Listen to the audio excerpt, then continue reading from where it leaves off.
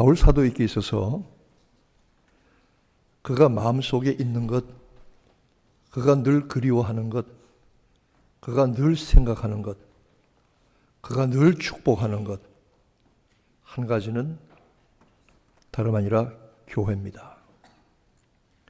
교회는 바울 사도에게 최고의 관심사이며 그의 최고의 기도의 제목이었던 것입니다.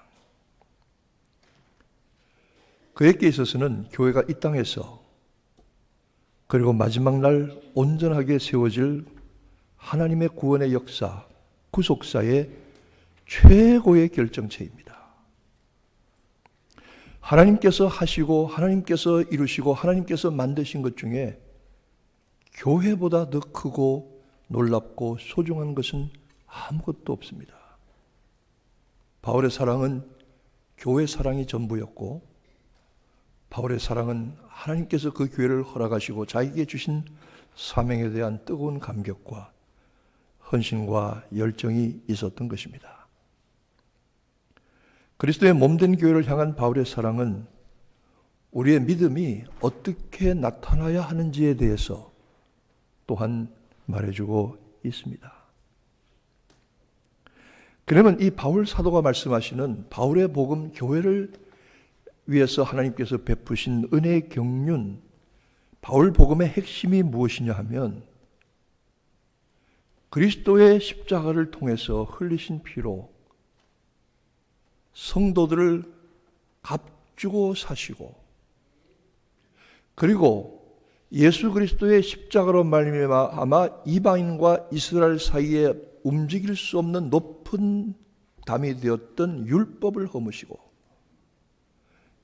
이방인과 이스라엘이 하나 되게 하셔서 그리스도 안에서 한 성령으로 한 지체, 한 민족, 한 성도, 한 교회를 이루어서 성령 안에서 아버지 하나님께 나아가는 것이 바로 바울 사도가 보았던 구원 복음 교회에 향하신 하나님의 구속 경륜의 결정이었던 것입니다. 그러므로 하나님은 바울을 이방인을 향한 사도로 세우셔서 그를 부르셨고 바울은 평생 그가 자기를 이방인을 위해서 보내신 하나님의 사명을 잊지 아니하였던 것입니다. 이방인들이 복음으로 말미암아 6절 말씀에 그리스도 예수 안에서 함께 후사가 되고 함께 지체가 되고 함께 약속에 참여하는 자가 되게 하려 하심이라. 이것이 바울 사도의 복음, 그가 전한 복음 핵심이었던 것입니다. 그러나 이 핵심은, 이 복음은 그 당시에 유대인들에게는 충격적이었습니다.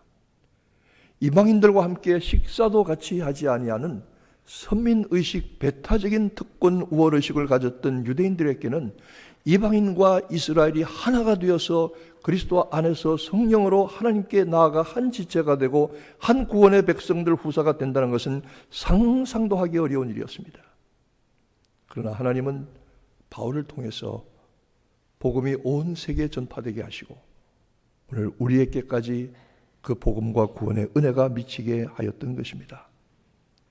바울은 에베소서 1장 이하에 말씀합니다. 그 능력이 그리스도를 죽은 자 가운데서 살리시고 그 능력이 역사하사 모든 것이 만물이 그리스도의 부활의 능력 앞에 무릎 꿇게 하시고 만물이 복종하게 하시고 그리고 그리스도의 부활에 참여한 모든 성도들을 불러 모아 교회가 되게 하시고 그 교회가 그리스도 머리 되신 그리스도와 함께 만물을 영원히 다스리는 왕노릇 하게 되리라. 이것이 바울 사도가 보았던 복음의 핵심이요 내용이었던 것입니다. 그러므로 교회는 만물을 충만케 하시는 자의 충만이라고 했습니다. 여러분, 저는 이 충만이라는 말씀을 많이 생각을 했습니다. 어떻게 교회가 만물 충만케 하시는 자의 충만인가? 어느 날 저는 이 컵에다가 물을 따르면서 깨달았습니다. 충만이 무엇입니까? 물을 가득히 채우는 것입니다. 더 이상 채울 필요가 없이 채우는 것입니다. 그리고 더 이상 채워야 할 과정이 필요하지 않습니다. 그 체험 자체로 완전한 것입니다. 충만은 완전이요 완성입니다. 그러므로 하나님의 구원의 계획, 하나님의 구원의 계획이 완성되고 충만한 것은 바로 교회입니다. 하나님의 교회입니다. 우리 한빛교회 하나님께서 예정하시고 세우셔서 만물의 충만이 되게 하신 충만한 교회입니다. 여러분, 이 일에 참여하는 여러분들을 주님의 이름으로 축복합니다. 감사하시면 아멘 하시기 바랍니다. 그것은 한빛교회만이 아닙니다. 이 땅에서 건강하고 정상적인 복음을 가지고 예수를 주요 그리스도라고 시인하고 믿고 영접한 성도들이 모인 신앙 고백의 공동체는 어디나 교회입니다. 이 교회를 통해서 하나님은 하나님의 구원의 계획이 완성되고 온전하게 된 것을 보여주시는 것이지요. 바울은 그 교회를 참으로 사랑했습니다. 그는 교회를 세웠고 가르쳤으며 성도들을 위해서 애타했습니다. 바울이 쓴 서간에 보면은 교회를 향해서 그는 세 가지로 자기의 마음을 표현합니다. 성도를 향한 간절함이 있다고 했습니다. 간절함이 있다고 했습니다. 성도들을 향한 안타까움이 있다고 했습니다. 성도를 향한 애타하는 마음이 있다고 했습니다. 하나님께서 목회자들에게 이 마음을 정상적으로 주십니다. 성도를 한 사람 한 사람을 향한 간절함이 있습니다. 한 사람 한 사람을 향한 안타까움이 있습니다. 한 사람 한 사람을 향한 애탐이 있습니다. 그 마음을 다 표현하고 말할 길이 없습니다. 바울은 이 교회를 향해서 얼마나 간절하고 얼마나 애타하며 얼마나 안타까운 마음으로 기도했는지 모릅니다. 그런데 교회는 다 바울이 원하는 대로 충분히 장성하거나 성숙하지 못한 경우가 많았습니다. 문제가 많았습니다. 교인들의 영적 도덕적인 수준이 형편없기도 하였습니다. 그러나 바울은 그 가운데 역사하신 하나님의 은혜, 그리고 그 교회에 두신 하나님의 사랑, 하나님의 구원의 계획을 참으로 소중하게 여겼던 것입니다. 참 놀라운 것 중에 하나가 이 고린도 교회입니다. 고린도는 오늘날 뉴욕처럼 문화가 발전하고 산업이 융성하고 무역이 잘 되고 돈 많은 그 당시에 아주 핵심적인 교통 여지요 중심 도시였습니다. 이 고린도 교회는 얼마나 문제가 많고 복잡했는지 모릅니다. 신자들이 네 파로 나뉘어서 죽자고 서로 싸웠습니다. 자기 계모하고도 관계해서 사는 도덕적으로 폐륜한 사람이 있었습니다.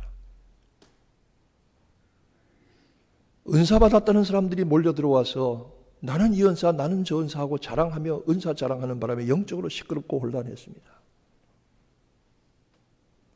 부자와 가난한 사람들이 있었는데 보통 식사가 끝나면 그 자리에서 정리하고 성찬이 벌어지는데 부자들이 가난한 사람들에게 나눠주는 것이 아까워서 자기들이 와서 먼저 와가지고 먹어치우고 입을 싹 닦았습니다.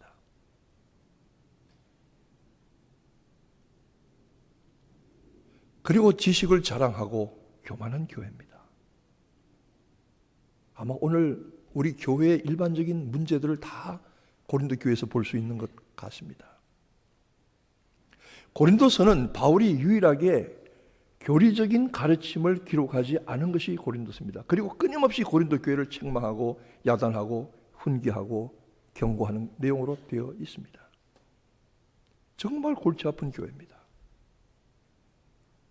그런데 바울은 이 고린도 교회를 향한 그 고린도서의 서간의 첫 부분에 이렇게 말하고 있습니다. 아가야에 있는, 고린도가 있던 그 주가 아가야인데 아가야에 있는 교회와 성도들에게 문안하노라. 은혜와 평강이 너에게 있기를 원하노라. 문제 많고 싸우고 잘나고 교만하고 갈등이 있고 영적으로 혼란스러운 이 교회가 여전히 하나님의 사랑을 받는 교회요 성도라는 것입니다. 저는 그 바울의 고린도서의 첫 구절에 얼마나 충격적인 은혜를 받았는지 모릅니다. 그렇습니다. 우리 인생 형편없습니다. 교회도 때로는 형편없습니다. 목사님들도 형편없습니다. 교회 지도자들도 형편없이 심각한 때가 있습니다. 성도들은 말할 것도 없는 때가 있습니다. 그런 때가 있다고 할지라도 그럼에도 불구하고 하나님은 교회를 향한 사랑과 긍휼과 경륜과 은혜를 그치지 아니하시고, 바울은 그들을 향해서 하나님의 교회, 사랑하는 성도들이라고 말하고 있는 것입니다. 왜냐? 교회를 향하신 하나님의 구원의 경륜, 하나님의 구속사의 계획, 하나님의 은혜가 너무 크기 때문에 은혜는 우리의 연약함과 허물을 초월하는 것입니다. 제가 늘 은혜에 대해서 말했습니다. 은혜가 무엇입니까? 은혜는 한 일도 없고 받을 자격도 없고 갚을 길도 없는데 내 모든 존재와 상황과 능력의 한계를 초월해서 설명할 수 없도록 위해서 쏟아부어 주시는 하나님의 호의와 도우심과 사랑의 은혜입니다. 우리가 이 은혜로 살았습니다. 믿으시면 아멘 하시기 바랍니다. 이 은혜로 살 것입니다. 이 은혜가 교회 가운데 있다 이 말입니다. 한빛교회 가운데 있다 이 말입니다. 이 땅의 교회들 가운데 있다 이 말입니다. 세상 사람들이 뭐라고 해도 하나님은 교회를 사랑하십니다. 때로는 교회가 세상에 버려진 소금처럼 짓밟히고 교회의 비도덕적인 면들이, 지도자들의 비참한 일들이 드러나서 짓밟히고 모욕당하고 조롱을 받지만 아닙니다. 하나님 보시기에는 얼마나 소중한 내 새끼들인지 모릅니다. 하나님 보시기에는 얼마나 소중한 내 자식들인지 모릅니다. 하나님 보시기에는 얼마나 소중한 내 교회인지 모릅니다. 가끔 기도하시는 분이 하나님 이 교회에 복을 주옵소서. 그런데 저는 마음이 참 아파요. 이 교회가 아닙니다. 우리 교회입니다. 우리 교회가 아닙니다. 내 교회입니다. 내 교회. My church, my people, my pastor. 여러분 이 속에 간절한 마음, 이 같은 마음이 있게 되기를 바랍니다. 우리의 모든 연약함과 허물과 부족함을 초월해서 역사하시는 그 은혜가 우리에게 만약 있다고 하면, 그리고 하나님이 교회를 향해서 베푸신 은혜의 경륜을 우리가 깨닫고 믿는다고 하면 교회는 참으로 소중한 것입니다. 그리고 이 형편없고 허물 많고 문제 많은 교회와 성도들이라고 할지라도 그들 영혼 하나하나를 위해서 피 흘려 값주고 사신 그리스도의 은혜, 주님 우리 위해서 흘리신 그 피 얼마나 소중한지, 피로 값주고 사신 성도들, 내가 여러분을 산 게 아닙니다. 내가 여러분을 잘 도와주고 목회자라고 설교자라고 목회자라서 여러분들을 사가지고 온 거 아닙니다. 우리 주님이 여러분들을 피로 값주고 사셨습니다. 마귀의 손에 붙잡혀서 죽을 인생, 죽어야 할 영혼들을 우리 주님이 대신 죽으시고 피 흘려서 예수님의 피로 값을 치르시고, 그 피로 생명의 값을 치르시고 여러분들을 구원하여 이 자리에 이르게 한 줄로 믿으시기를 축원합니다. 바울은 이 두 가지였습니다. 하나님이 교회를 향하신 하나님의 구속의 경륜, 그리스도께서 성도를 위해서 흘리신 피의 값.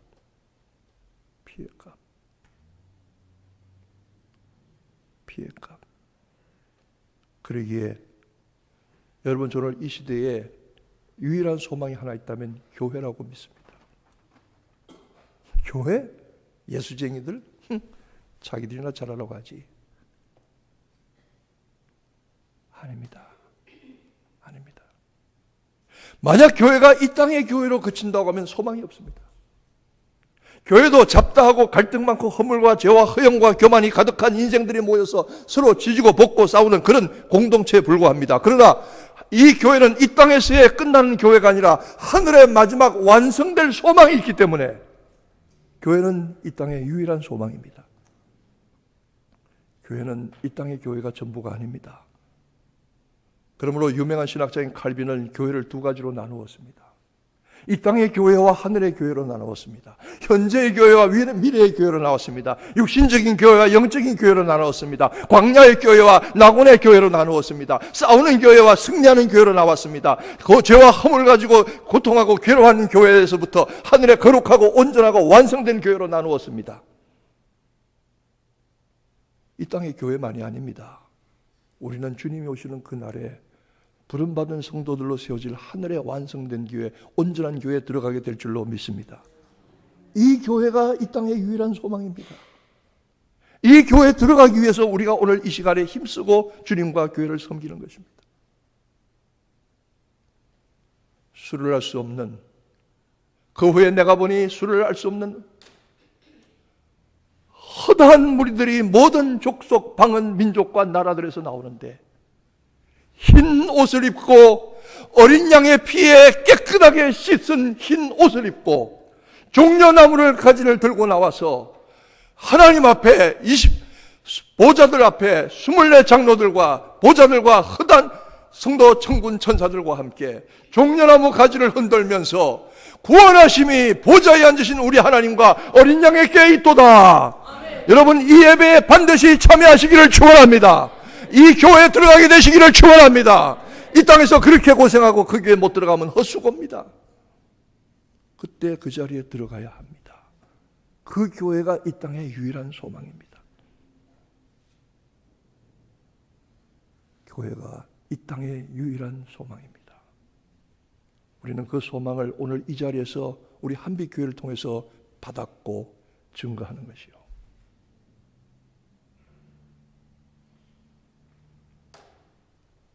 이 땅의 유일한 소망은 예수 그리스도이십니다. 오늘 장로님도 기도하셨지만 한국에서 있었던 남해 바다 일을 생각하면 막 분노가 치밀고 막 설명할 수 없는 막 뭐라고 설명이 안 되는 고통이 마음속에 있는데 그분들이 나중에 알게 되기를 바랍니다. 우리가 다 마지막 부활의 날에 우리 주님의 몸으로 신령한 몸으로 변화돼서 만나게 될 것이라고. 그러므로 우리의 이 땅에서 유일한 소망도 예수 그리스도입니다. 여러분, 이 땅의 유일한 소망은 교회입니다. 교회가 아무리 타락하고 세상적인 기준으로 볼 때 문제가 있고 보잘것없다고 할지라도 그 교회에 하나님께서 택한 백성들, 알곡과 죽정이를 나누시듯이 양과 염소를 구분하시듯이 좋은 물고기와 나쁜 물고기를 가르시듯이 그라지를 뽑아내시고 다 택하여 고르신 깨끗한 온전한 알곡들이 모여서 들어가는 하늘의 교회, 그 교회가 우리의 소망이라고 하면 여러분, 우리 한빛교회가 그 같은 소망이 되기를 바랍니다. 저와 여러분에게 우리 주님만이, 예수만이 유일한 소망이 되시기를 축원합니다. 바울은 이 사실을 성도들이 어떻게 하든 알게 하고 깨닫게 하기를 원했던 것입니다. 그러므로 바울은 에베소 교회 성도를 향해서 간절한 마음으로 기도했습니다. 탁하고 더럽고 험난하고 악하고 추악하고 음란한 이 시대에서 교회가 세상의 소망인 줄 알았기 때문입니다. 어떤 역사학자들은 이렇게 얘기합니다. 기독교가 주 4세기에 콘스탄틴 황제에 의해서 로마의 국교가 되고 그 이후로 기독교가 전 세계적인 종교가 되지 않았습니까? 그때에 기독교인들이 전도 열심히 하고 순교 많이 해서만이 기독교가 전파가 되고 로마가 기독교 국가가 된 게 아니랍니다. 그건 매우 중요한 일이고 당연한 일이긴 하지만 잘 성도들이 깨닫지 못하는 결정적인 중요한 로마의 기독교화, 복음이 온 세계에 퍼지게 된 이유가 하나 있는데 그게 뭐냐 하면요, 그 당시에 로마의 문화였다는 겁니다. 여러분, 네로 황제의 그 부인이 포피아인데 네로하고 포피아는 그날 저녁에 자기 남편과 아내가 어디 가 있는지도 몰랐어요. 어디 가서 누구를 만나는지 서로 상관도 안 했어요. 그 정도로 타락하고 부패하고 썩은 문화가 로마의 문화입니다. 그런데 로마의 귀족들이 그 당시에 흐름이 하나 있었는데 누가 뭐래도 며느리들은 깨끗한 크리스찬 처녀들을 맞자. 이렇게 타락하고 애인 없는 여자가 없는 이 시대에 그리스도인 된 처녀들만큼은 순결을 지키고 하나님을 섬기고 깨끗한 사람들이니 그리스도인 처녀들을 며느리로 맞아야 되겠다. 몰래라도 맞아야 되겠다. 그렇게 돼서 그리스도인 처녀들이 그 귀족들 집에 며느리로 들어가게 되고 그 기도하는 처녀들의 부녀들의 품에서 자라난 자녀들이 믿음을 받아들이게 됐다는 겁니다. 심지어 콘스탄티누스 황제의 그 어머니조차도 그리스도인이었다는 것입니다. 저는 그 말을 들으면서 도전을 받았습니다. 우리 딸들이, 우리 아들들이 믿음으로 순결을 지키고 하나님을 깨끗한 마음으로 섬기던 그 처녀 아이들이 그 로마의 막강한 로마의 곳곳에 파고들어서 가정을 변화시켜서 로마를 뒤집어 엎었다고.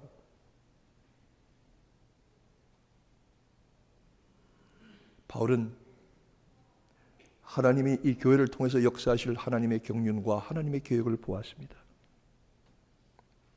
그는 이렇게 말하고 있습니다. 내가 지극히 작은 자보다 더 작은 내가 하나님 앞에 무릎을 꿇고 비오니 그랬습니다. 무릎을 꿇고, 바울이 무릎 꿇고 두 손 들어 하나님 앞에 간절히 기도하는 것은, 하나님 기도의 제목이 세 가지가 있습니다. 첫째는 하나님이 성령으로 우리 성도들의 마음을, 속사람을 강하게 하여 주옵소서. 서로 싸우는 일에 강하게 하지 마시고 마귀와 싸우고 세상과 싸우는 일에 강하게 하여 주옵소서. 이기게 하여 주옵소서. 두 번째로 믿음으로 그리스도가 그 마음에 계시게 하옵소서. 누가 뭐라도 우리는 그리스도께서 내 안에 계십니다. 믿으시면 아멘 하시기 바랍니다. 믿음으로 그리스도가 그 안에 계시게 하옵소서. 이겁니다. 세 번째로 하나님의 모든 충만하심으로 그들을 충만케 하옵소서.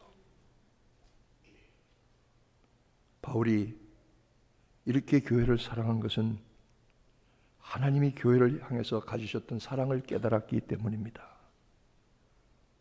여러분, 하나님을 사랑하는 사람은 교회를 사랑합니다.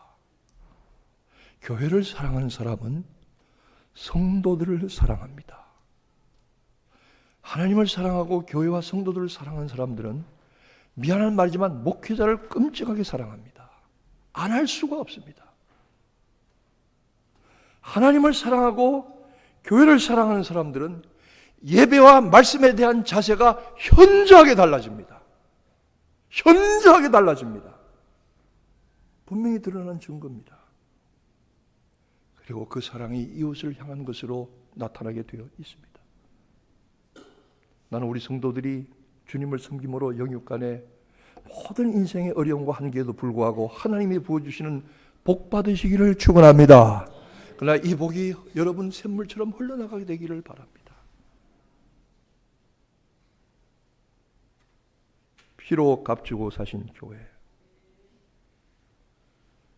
그리스도의 몸된 교회, 하나님의 구속사의 완성이요 충만인 줄 알았기 때문입니다. 바울이 얘기를 할 때 그는 눈물 없이 하지 못했을 것입니다. 왜냐하면 그야말로 바로 바울 되기 전에 교회를 핍박하고 성도들을 잡아 죽이던 사람이기 때문입니다. 교회 씨를 말리고 성도들의 씨를 말려야 하나님께 충성된다고 생각했던 바울이 이 구원의 은혜를 받고 하나님의 경륜을 깨닫고 나가서 교회 아무리 부족하고 허물 많아도 교회 하나님의 구속사의 결정입니다. 최고의 영광입니다. 성도들 아무리 부족하고 허물 많아도 주님이 피로 값주고 사셨습니다.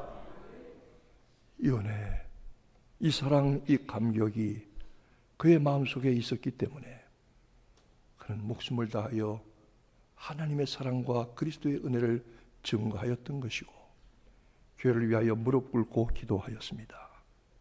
여러분, 바울 사도가 교회를 핍박하고 성도들을 잡아 죽이던 바울 사도가 교회를 향해서 바쳤던 사도의 사랑이 오늘 교회를 향한 저와 여러분의 사랑 되기를 축원합니다.